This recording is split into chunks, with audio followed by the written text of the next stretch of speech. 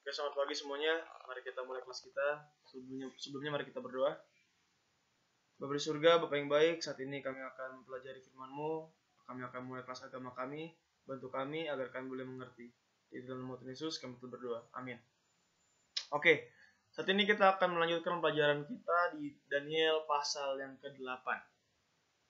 Nah, Daniel pasal yang ke-8 tadi kita sudah belajar tentang domba jantan. Siapa itu domba jantan? Itu kerajaan Persia dan Media Persia. Yang kedua, kerajaan Yunani yang dilambangkan kambing jantan. Nah, mereka bertarung dan akhirnya yang menang kambing jantan, yaitu Yunani di bawah kekuasaan Alexander. Nah, Alexander ini pas dia berjaya sudah menguasai dunia, tetapi pada masa mudanya, pada usia yang masih muda, ketika masih berkuasa dia akhirnya mati. Nah, Alexander mati tanpa memiliki keturunan. Akhirnya karena dia tidak ada keturunan laki-laki, akhirnya menguasai dan mewarisi kerajaan Yunani dan daerah jajahannya, yaitu 4 jenderalnya, yaitu Kassander, Lysimachus, Seleucus, dan Ptolemy. Setelah itu muncullah tanduk kecil. Tanduk kecil ini adalah kerajaan Roma dan akhirnya kepausan. Dan kita akan mempelajari di Daniel 8 ayat 10 sampai 11 pada hari ini. Oke, mari kita bacakan ayatnya mengenai tanduk kecil ini, yaitu Roma. Dan pada akhirnya kerajaan Roma berpindah kepada kepausan. Dari 8 ayat 10 sampai 11 kita baca, kita keluarkan Alkitab kita. Ia menjadi besar bahkan sampai kepada bala tentara langit, dan dari bala tentara itu, dari bintang-bintang dijatuhkannya beberapa ke bumi dan diinjak-injaknya. Bahkan terhadap panglima bala tentara itu pun ia membesarkan dirinya, dan daripadanya diambilnya korban persembahan sehari-hari, dan tempatnya yang kudus dirobohkannya. Oke, jadi kita lihat di sini ada bala tentara, panglima bala tentara. Nah, panglima bala tentara, kata kunci yang akan kita bahas adalah panglima bala tentara, korban sehari-hari, dan tempat kudus dirobohkan. Apa itu semua artinya? Kita akan lihat. Siapa itu? Panglima bala tentara langit melambangkan Yesus Kristus.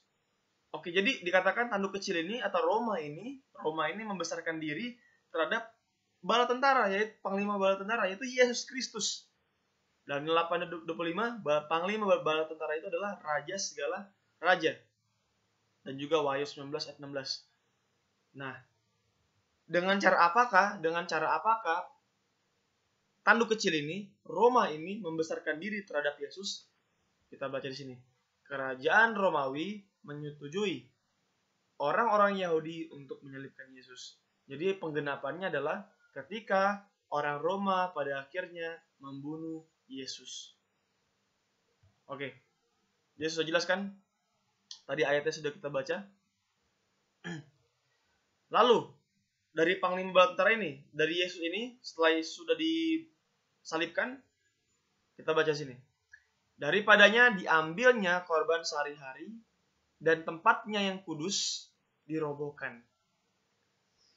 Di sini dilihat bahwa ada hak istimewa, ada sesuatu yang dimiliki oleh Yesus di bumi ini, yang diambil, yaitu korban sehari-hari. Kita baca di sini, korban sehari-hari. Nah, korban sehari-hari ini sama dengan korban yang terus-menerus. Nah, apa itu korban? Nah, zaman dulu di Israel, sistem upacara pengampunan dosa atau keselamatannya dilakukan melalui sistem korban bakaran.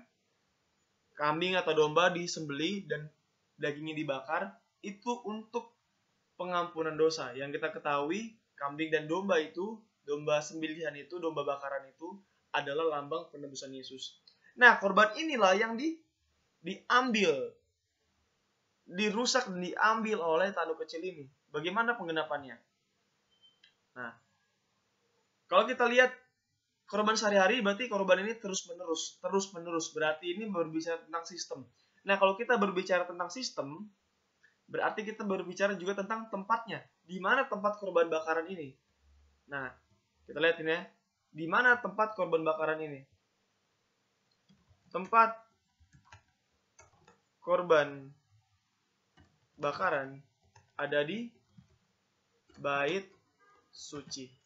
Ini dia kata kuncinya, ada di bait suci. Selanjutnya, di bait suci ada roti sajian, lampu kaki dian, api di mezbah korban bakaran. Nah, tetapi penekanannya di sini bukan kepada hari atau upacara korban, tapi kepada benda-benda yang ada di dalam Ka'bah. Kita lihat di sini. Tanduk itu memberhentikan atau membatalkan korban yang selalu dipersembahkan oleh Yesus, Raja segala raja. Jadi, tempat bait suci itu dihancurkan. Sehingga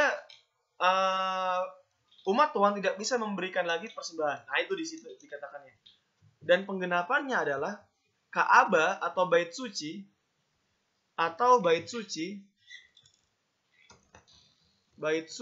dihancurkan oleh kerajaan Roma pada tahun 70 AD dan 70 Masehi. Tempatnya yang kudus dirobohkan. Nah, tempatnya yang kudus dirobohkan. Kapan dirobohkannya? Nah, tadi kita sudah lihat pada tahun 70 AD. Tahun 70 AD atau Masehi, bait suci dirobohkan dan korban sehari-hari diambil dari situ. Sudah tidak dilakukan lagi. Kehancuran Yerusalem. Jadi Roma di bawah perintah Jenderal Titus, kita lihat ini, penyerangan Jenderal Titus. Nah, penyerangan Jenderal Titus ke Yerusalem menghancurkan bait suci, menghancurkan Ka'bah di mana tempat ibadah orang Israel.